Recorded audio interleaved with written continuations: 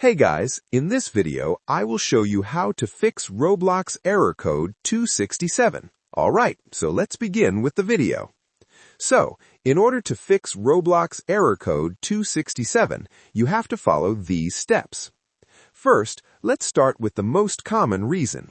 Sign in to your Roblox account and click on the gear icon at the top.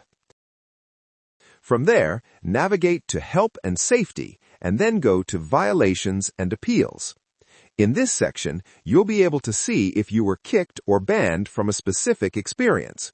If Error Code 267 is happening because of a kick or ban, you can submit an appeal directly from here and wait for Roblox to review it. If that's not the issue, move on to the next fix. Open up your computer search bar and search for Roblox Player. When you find it, right-click on it and select Open File Location. In the folder that opens, right-click on Roblox Player once more, click Show More Options, then select Properties. From there, go to the Compatibility tab. Here, you need to check three options.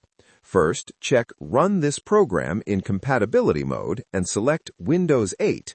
Second, check Disable Full Screen Optimizations, and third, check Run this program as administrator.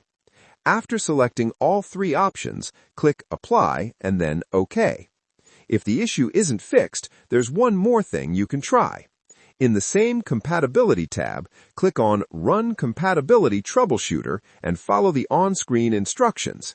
This can automatically detect and fix compatibility issues causing Error Code 267.